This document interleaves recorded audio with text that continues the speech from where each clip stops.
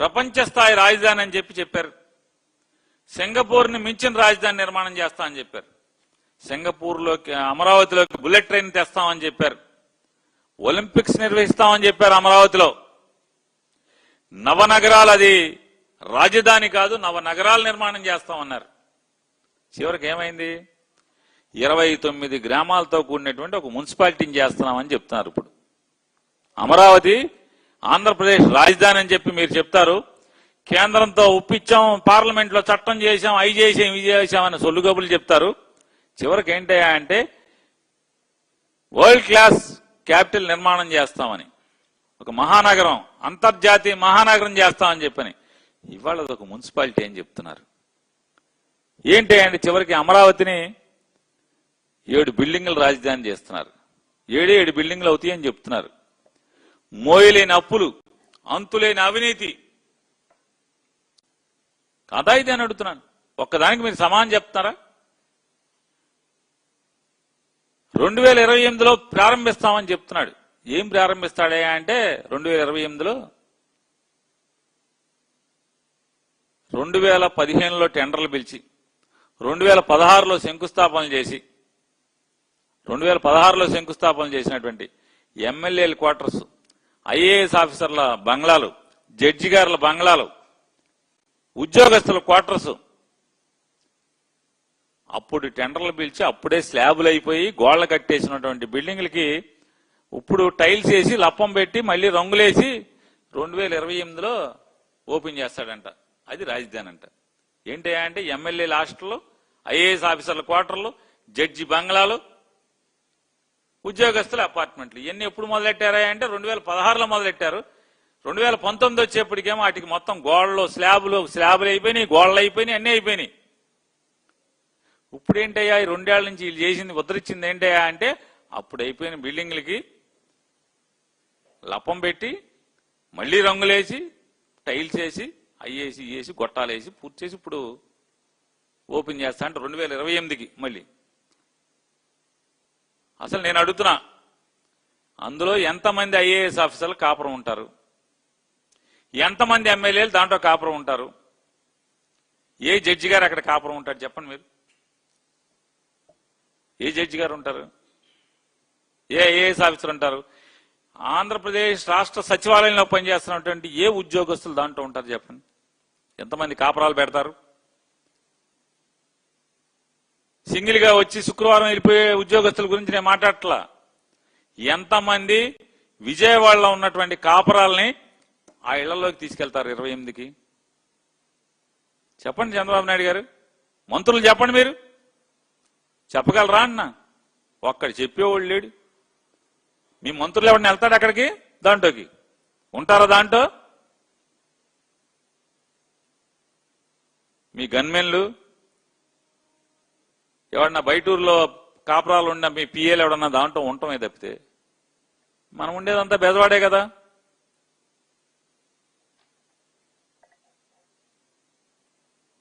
ఇంకా ఆయన గొట్టిపాటి రవి గారు ఎవరో మంత్రి గారు అనుకుంటా, ఆయన 2 సార్లు మాట్లాడాడు. ఏమంటాడు ఆయన?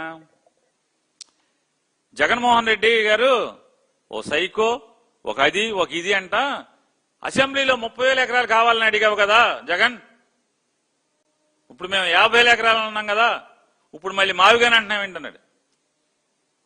అయ్యా మంత్రులారా, విచక్షణ కోల్పోయి మాట్లాడబాకండి, అర్థవంతంగా మాట్లాడండి. జగన్మోహన్ రెడ్డి గారు అసెంబ్లీలో చెప్పింది 30,000 ఎకరాల ప్రభుత్వ భూమిలో రాజధాని ఏర్పాటు చేయండి, లేదంటే 30,000 ఎకరాలు కొనుగోలు చేయమని చెప్పాడు. కొనండి. నిజంగా నేను చెప్తున్నాను, అమరావతిలో 30,000 ఎకరాలు మీరు కొనుంటే ఆ రోజు ఉండవల్లి, పెనుమాక ఇట్లాంటి అప్పటికే విలువైన భూములను ఆ 4 గ్రామాలను వదిలేయండి. ఆ గ్రామాలు 4 గ్రామాలను వదిలేస్తే మీరు వాళ్ళ రాజధాని నిర్మాణం చేసినటువంటి సీడ్ క్యాపిటల్ అని, ఆ క్యాపిటల్, ఈ క్యాపిటల్ అయ్యో చెప్తున్నారు కదా, టెంపరీ రాజధాని, తాత్కాలిక రాజధాని, అన్ని రాజధాని, తాత్కాలిక హైకోర్టు, పర్మనెంట్ హైకోర్టు, పర్మనెంట్ సచివాలయం, పర్మనెంట్ క్వార్టర్స్, ఈ కట్టిన చోట ఎకరానికి 50,000 ఇస్తే పరిగెత్తుకొచ్చి కాగితాలు మీ మొహం మీద పడేసేవాళ్ళు కదా రైతులు, ఎగాడుకుంటూ వచ్చేవాళ్ళు.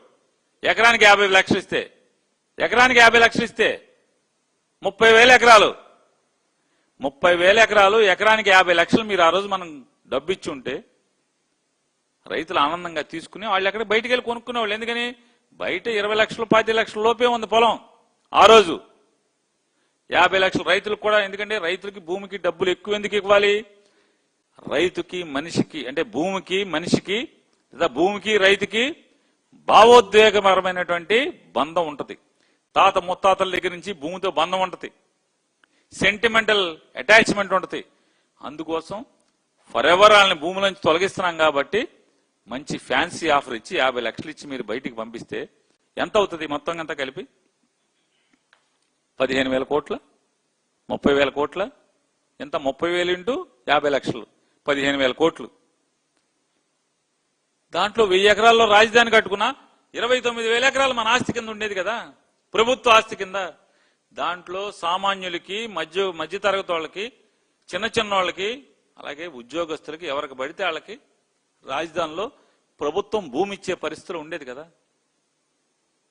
ఇవాళ అమరావతిలో కాపురం ఉండగలిగేది ఎవడున్నాడు? జగన్ గారు ఇచ్చిన 50,000 పేదవాళ్ళ పట్టాలను కూడా మీరు రద్దు చేశారు కదా. ఎవడొచ్చి ఉంటాడు అక్కడ? ఏదో మూడు కాలేజీ 3 యూనివర్సిటీలను అంటే డీమ్డ్ యూనివర్సిటీలను ఈ 4 హోటల్స్ అంటే హోటల్స్ ఎవడుంటాడు? సాఫ్ట్వేర్ 5 నక్షత్రాల హోటల్లో ఎవడుంటాడు కాపురం? మీ దగ్గరికి ఎవడొకడు బ్రోకరేజ్ చేసుకుంటా వచ్చిన బ్రోకర్లు ఉండాలి తప్పితే ఇవాళ అక్కడ రాజధానిలో ఉండే ప్రజలే లేనప్పుడు స్టార్ హోటల్ ఏం చేసుకుంటారు చెప్పండి? స్టార్ హోటల్ రేపు మీరు కట్టిస్తే బ్యాంక్ కోడి దివాళా, అప్పు ఇచ్చిన బ్యాంక్ కోడి దివాళా తీయాల్సింది తప్పితే హైదరాబాద్ లో ఒక హోటల్ ఉంది కదా, అట్లా దివాళా తీయాల్సి చివరికి బ్యాంకు నడుపుకోవాలి, యాక్షన్ పెట్టుకోవాలి. రాజుల సొమ్ము రాళ్లపాలి అనేట్టుగా అమరావతిలో కట్టే స్టార్ హోటల్స్ కి ఇచ్చే అప్పు జనం సొమ్ము కాబట్టి, అది బ్యాంకుల్లో దాచుకునే జనం సొమ్ము కాబట్టి హారతకర్పూర్లాగా ఆవిరైపోవటం తప్పితే ఏం జరుగుద్ది చెప్పండి? ఏం జరుగుద్ది సార్?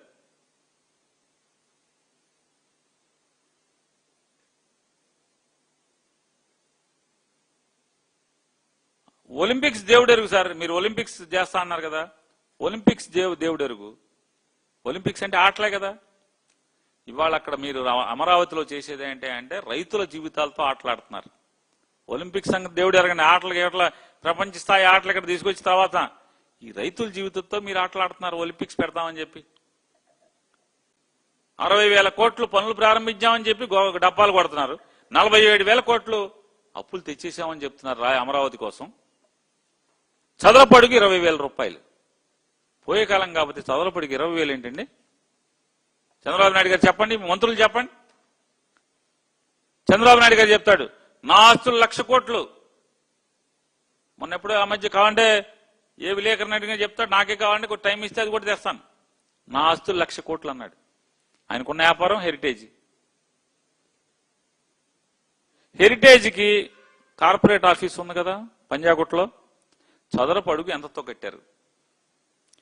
మీ 1,00,000 కోట్ల ఆస్తికి ఉన్నటువంటి ఆదాయ వనరుగా ఉన్నటువంటి హెరిటేజ్ బాగా పాడిస్తుంది కదా మీకు. వెన్న హెరిటేజ్ బాగా వెన్న, బటర్, చీజు ఇట్లాంటివన్నీ మీకు ఇస్తుంది కదా. దాని హెడ్ ఆఫీస్ పంజాగుట్లోని హెడ్ ఆఫీసు చదరపు అడుగు ఎంతతో కట్టారు? 20,000తో కట్టరా? అంటే మా సొమ్ము అయితే మాత్రం చదరపు అడుగు 20,000తో దోచేస్తారా? కట్టరా ఇది? ఆఫీసులు కడతాకే 50-60,000 కోట్లు ఖర్చు అయితే మరి 50,000 ఎకరాలు ఇచ్చినటువంటి రైతుల ప్లాట్లలోకి రిటర్నబుల్ ప్లాట్లో ఇవ్వాల్సినటువంటి చేసి చూపించాల్సినటువంటి సౌకర్యాలు, రోడ్లు, డ్రైన్లు, ఎలక్ట్రిఫికేషను, డ్రైనేజ్ సిస్టమ్ కానీ అట్లాగే వీటన్నిటినీ గ్రీనరీ అన్నారు 100 చెప్పారు కదా. వీటన్నిటికీ ఎంత అవుతుంది? ఎప్పటికవుతాయి? ఇంకా ఏం సిగ్గుపడకుండా ఇంకా 50,000 ఎకరాలు కావాలంటున్నారు నారా చంద్రబాబు నాయుడు గారు. ఇప్పుడు ఒక్క రైతుకి ప్లాట్లు వెనక్కి ఇవ్వలేదు, ప్లాట్లకి సౌకర్యాలు కల్పించలేదు, ఎప్పుడు అవుతాయో చెప్పే నాదుడు లేడు. ప్రజల మీద భారం ఉండదన్నారు. ఇది ఒక సెల్ఫ్ ఫైనాన్స్ రాజధాని అన్నారు. భూమి విలువతోనే రాజధాని నిర్మాణం చేస్తామని చెప్పారు.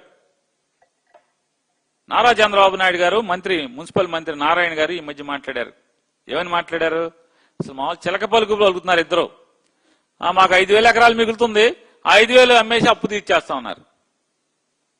అప్పు తీర్చేస్తారు 5,000 ఎకరాలతో. నారా చంద్రబాబు నాయుడు గారు కిందటి సంవత్సరం స్థలం కొనుక్కున్నాడు, 5 ఎకరాలు కొనుక్కున్నారు. 5 ఎకరాలు ఎకరం 3,80,00,000 పెట్టుకున్నారు. గజం 7,500 చొప్పున కొన్నారు. 5 ఎకరాలు 18 కోట్ల చిల్లర పెట్టుకున్నారు. మరి ఎకరం 4 కోట్లు కూడా లేదు కదా ఇవాళ ఉన్న విలువ. మళ్ళీ 5,000 ఎకరాలు ఎంత అవుతుంది? అంటే మోసం కదా. రాష్ట్ర ప్రజలను తాకట్టు పెట్టి అమరావతి నిర్మాణానికి బిల్డింగ్లు కడతాకే మీరు ఇప్పటికీ 50,000 47,000 కోట్ల అప్పు తెచ్చేస్తే, ఈ అప్పు కాకుండా రాష్ట్ర ఖజానా నుంచి కూడా మీరు ఖర్చు పెట్టారు కదా. అంటే 50,000-60,000 కోట్ల రూపాయలు బిల్డింగ్లు కడతాకే మీరు అప్పులు తెస్తే, ఇంకా రైతులకు ఇవ్వాల్సినటువంటి ప్లాట్లకి ఆటికిటికి ఎంత అవుతుంది? అప్పు ఎంత అవుతుంది? మీరు గజం ఎంత కొన్నారండి? మీ ఆస్తి మొత్తం 5 ఎకరాలు చిల్లర, 5 ఎకరాలు ఎన్నో సెంట్లు, మీరు కొన్నది ఎంత? 25,000 చిల్లర గజాలు, 27,000 గజాలు అని చెప్తున్నారు. 27,000 గజాలు, 25,000 చిల్లర గజాలు, గజం 7,500 చొప్పునే కదా మీరు కొన్నది. అంటే 7,000 ఇవాళ మార్కెట్ వాల్యూ 7,500 ఉంటే మరి 5,000 ఎకరాలు ఎంత అవుతుంది? 20,000 కోట్లు అవుద్దా అవదా సరిగ్గా? మరి 20,000 కోట్లతో ఎలా అప్పు తీరుస్తారు? మన ఆస్తి విలువ పెరిగాకంటే ఆస్తితో పాటు అప్పు కూడా పెరుగుతుంది, వడ్డీ పెరుగుతుంది కదా. అదే వాడు కడతాడు, ఎప్పటికి తీరేదా?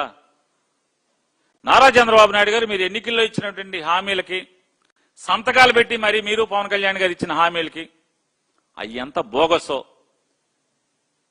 అమరావతి సెల్ఫ్ ఫైనాన్సింగ్ స్కీమ్ అనేటువంటి మీ స్టేట్మెంట్ కూడా అంతే బోగసా కదా చెప్పండి? పచ్చి బోగస్ కదా అది.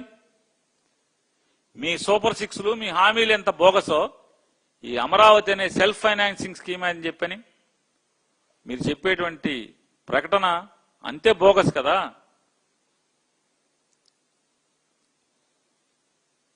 వీటికి సమాధానం చెప్పంటే చదరపొడికి 20,000 అండి. మోడీ గారేమో నేను 4,000లో కడతానంటాడు చదరపొడుగు. కేంద్ర ప్రభుత్వం మేము 4,000 రూపాయలకి కడతాం చదరపొడికి అని చెప్పి వాళ్ళు చెప్తుంటే 20,000 కావాలని చెప్తారు చదరపొడికి. ఈయన సొమ్ము కాకపోతే మరి హెరిటేజ్ ఆఫీస్ ఎంత కట్టారు? హెరిటేజ్ ఆఫీస్ చదరపొడికి ఎంత కట్టారు? మరి మాకెందుకు అంత 20,000? మా ఆస్తులుగా ఉన్నటువంటి లేదా మా ఆఫీసులు నడిచేటువంటి చదరపొడి బిల్డింగ్లకి చదరపొడికి 20,000 ఏంటి? నీచం అనిపించట్లేదా నారా చంద్రబాబు నాయుడు గారు? పోనీ రాష్ట్రం ఏమన్నా మిగులు రాష్ట్రంగా ఉండి ఉత్తరప్రదేశ్ లాగా దాంట్లోంచి మీరు దోచుకున్నారంటే సరే నొప్పి తెలియదు ప్రజలకి. కానీ మమ్మల్ని అందరినీ తాకట్టు పెట్టి మీరు అప్పులు తెచ్చి అప్పుల్లో దోచేసుకుంటే 20,000 చదరపొడికి 20,000 రూపాయల.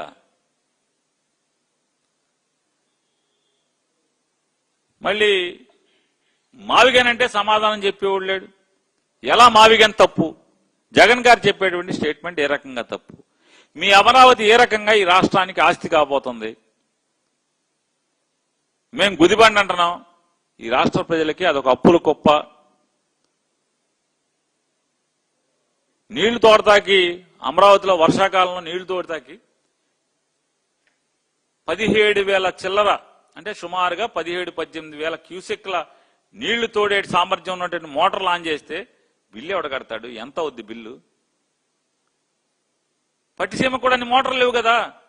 గోదావరిలోంచి కృష్ణా డెల్టాకి సాగునీరు ఇవ్వటాకి, తాగునీరు ఇవ్వటాకి మీరు పెట్టిన మోటార్ల కెపాసిటీ కంటే కూడా అమరావతిలో వర్షం వస్తే తోడే నీళ్లు మోటార్ల కెపాసిటీ ఎక్కువ కదా. మరి అక్కడ కట్టడం ఏంటి? ఎందుకు కట్టాలి? ఇంకో గమ్మత్తు ఏంటంటే ఆ మోటార్లు కృష్ణానదిలో తోడతారంట, మళ్ళీ అయ్యి ఎక్కడికి వెళ్తాయి? ముంపు వస్తుంది కదా వెనక్కి. వరద ఉన్నప్పుడు, కృష్ణానదిలో వరద ఉన్నప్పుడు ఈ మోటార్లు తోడితే అయితే ఇబ్రహీంపట్నం నుంచి పైదాకా అన్ని ఊళ్ళు మొలగాలి, లేదా అయ్యే తిరిగి బకింగ్హామ్ కెనాల్లోకి ఇటు వచ్చి మళ్ళీ అయ్యే తోడాలి.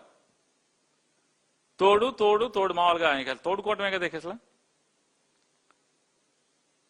ఎవరికయ్యా పండగగా ఉందంటే మేఘవాళ్ళకి పండగగా ఉన్నట్టుంది. మోటార్ల మీద మోటార్లు తెగబెట్టిస్తున్నారు. సమ్మగా ఎవరికి ఉందంటే చంద్రబాబు నాయుడు గారికి మెగావాళ్ళకే సమ్మగా ఉన్నట్టుంది అమరావతి పేరుతో. రైతుల కష్టాలు ఒక్కరోజు కూడా పాపం వాళ్ళు వాడుకోవడం మామూలుగా వాడుకోలే. దూకుడు సినిమాలో మహేష్ బాబు బ్రహ్మానందాన్ని వాడుకున్నట్టు ఫుల్గా వాడేసుకున్నావు అమరావతి రైతుల్ని, భూములు ఇచ్చిన వాళ్ళని. అందులో ఒక ఆవిడికి మాత్రం సమ్మగా ఉన్నట్టుంది, ఏదో పదవి ఇచ్చి కుర్చీ ఇచ్చి ప్యాన్ ఒకటి ఇచ్చినట్టున్నావు. మిగతా వాళ్ళందరూ పరిస్థితి ఏంటి? ఏ రాళ్ళు వాళ్ళు ఎక్కడున్నారు? వాళ్ళు? వాళ్ళ బాధ వినేవాడు ఎవడు? వాళ్ళ కష్టాలు వినేవాడు ఎవడు?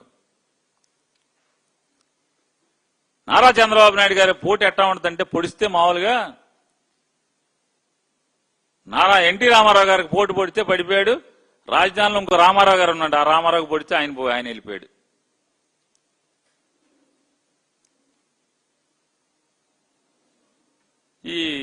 ఈ దుర్మార్గాన్ని అయ్యా మేము చంద్రబాబుతో పడలేకపోతున్నాం, వేగలేకపోతున్నాం, మమ్మల్ని మోసం చేశాడని చెప్పని రైతులు జగన్మోహన్ రెడ్డి గారి దగ్గరకు వచ్చి వైఎస్ఆర్ కాంగ్రెస్ పార్టీ వాళ్ళని మా కష్టాలు చూడండి ఒకసారి, ప్రభుత్వం ఎంత దౌర్జన్యంగా ఉందో రైతుల పట్ల, ఎంత దుర్మార్గంగా ఉందో, ఎంత దాష్టికాలు మా మీద ప్రదర్శిస్తుందో అని చెప్పని అధికారాన్ని అడ్డం పెట్టుకుని ఎన్ని బాధలు మమ్మల్ని గురి చేస్తుందో చూడమని చెప్తే మేము అవి చూడటాకని చెప్పని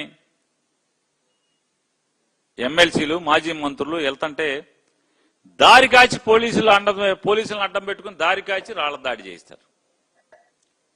ఏమనంటే రైతులు అంటారు, వాళ్ళ రైతులు ఎవడు? ఒక్కడంటే ఒక రైతు ఎవడున్నాడు చెప్పండి? రైతు లేరు, దళితులు కాపులు తప్పితే ఇంకోళ్ళేడు.